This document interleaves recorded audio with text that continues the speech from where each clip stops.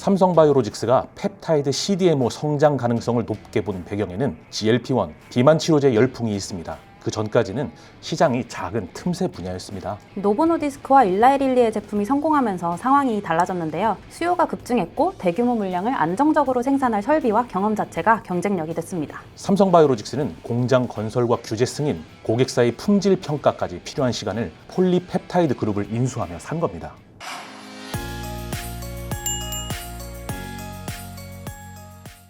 삼성바이오로직스가 창립 이후 최대 규모의 인수합병에 나섰습니다. 인수 대상은 글로벌 펩타이드 위탁 개발 생산 기업 폴리펩타이드 그룹입니다. 투입 금액은 최대 2조 7천억 원으로 국내 제약바이오 업계의 최대 규모의 M&A입니다. 항체에 초점을 맞췄던 삼성바이오로직스의 외연 확장이 비만, 그러니까 GLP-1 대세에 따라 급부상한 펩타이드로까지 확장된 거죠.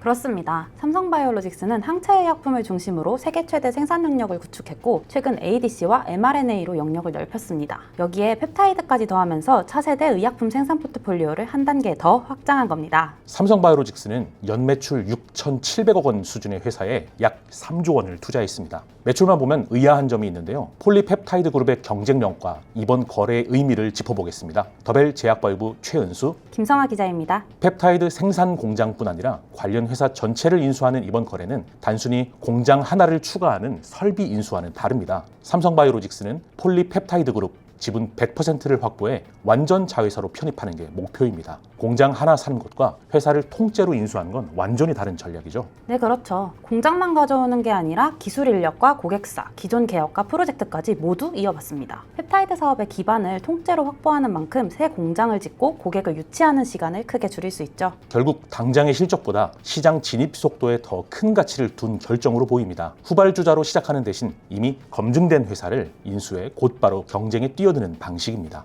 폴리펩타이드 그룹은 페링의 펩타이드 사업부에서 출발해 1996년 독립했고 공정 개발부터 상업 생산까지 수행합니다. 이 하나의 의약품을 생산하는 단계별 밸류체인을 확보하고 있다는 점 외에도 짚을 만한 게 있는데요. 바로 노하우입니다. 그렇습니다. 가장 큰 강점은 오랜 제조 경험과 고객 기반이라고 볼 수 있겠습니다. 지금까지 1000건이 넘는 치료용 펩타이드를 생산했고 고객사는 약 250곳입니다. 올해 상반기 매출의 70% 이상이 글로벌 빅파마에서 나왔습니다. 특정 바이오텍 한 곳의 성과가 아니라 안정적인 고객군을 확보하고 있다는 의미입니다. 추후 상업 생산, 그러니까 실제 허가받은 약을 만들 수 있는 포석을 갖췄다는 것도 주목할 지점인데요. 후기 단계 프로젝트도 상당수라 기존 고객의 제품이 허가되면 매출이 함께 커질 수 있습니다. 이 포트폴리오 확장 차원에서의 베팅이지만 사실 가격 부담은 만만치 않습니다. 폴리펩타이드 그룹의 주가와 비교해보면 삼성바이오로직스가 얼마나 프리미엄을 얹었는지 알 수 있는데요. 맞습니다. 공개 매수 가격은 주당 44.31 스위스 프랑으로 M&A 발표 직전 종가인 41.75 스위스 프랑보다 6.1% 높습니다. 모든 주주에게 같은 가격을 제시해 공개 매수에도 나서는데요. 기관 투자자와 개인 주주의 참여를 끌어내기 위해선 프리미엄은 불가피합니다. 실제 주가도 발표 이후 며칠째 44 스위스 프랑 안팎에서 움직이고 있습니다. 시장도 현재 조건대로 거래가 진행될 가능성을 주가에 반영하고 있는 셈이죠. 폴리펩타이드 그룹의 2021년 상장 당시까지로 시야를 넓혀보겠습니다. 당시 밸류는 약 2조 7천억 원이었는데요. 최근 주가에는 웃돈을 얹었는데도 상장 당시 가치와 비슷한 수준입니다.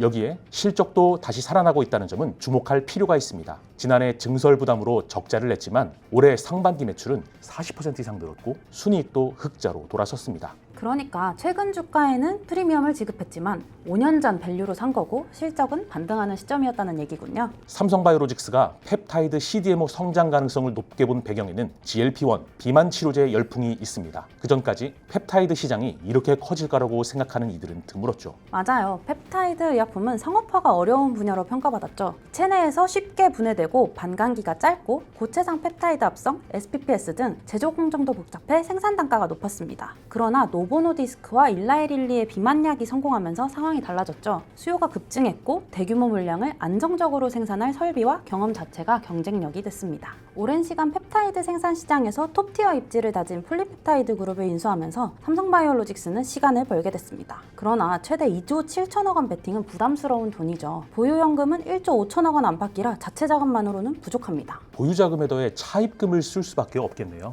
대금 납입 전까지 영업활동으로 현금이 더 들어오더라도 부족한 금액은 외부 차입이 불가피할 거예요. 차입을 병행해야 인수 이후 증설과 운영에 필요한 유동성도 남겨둘 수 있습니다. 실제 차입 규모와 이자 부담은 거래 이후 확인해야 할 부분입니다. 자금 조달과 함께 공개 매수도 넘어야 할 산입니다. 최대 주주가 55.65%를 내놓기로 했지만 최소 응모 조건인 66.7%를 채우려면 다른 주주로부터 약 11%포인트를 더 확보해야 합니다. 앞서 본 6.1%의 프리미엄이 중요한 이유도 여기에 있겠습니다. 기관 투자자와 개인 주주가 공개 매수 가격을 받아들여야 최소 조건을 넘길 수 있습니다. 삼성바이오로직스는 8월 말 구체적인 계획을 발표할 예정입니다. 이후 남은 소수주주 지분까지 정리해야 완전 자회사 편입이 마무리됩니다. 삼성바이오로직스는 이번 거래로 펩타이드 시장에 필요한 생산 시설과 고객, 기술을 한꺼번에 확보합니다. 시장 진입 시간을 줄이는 대신 최대 2조 7천억 원의 인수대금과 후속 투자 부담을 안았습니다. 이제 공개 매수를 마무리하고 확보한 고객과 프로젝트를 실제 성장으로 연결해야 합니다. 이번 선택이 실적 개선으로 이어질지 더벨이 계속 지켜보겠습니다. 시청해주셔서 감사합니다.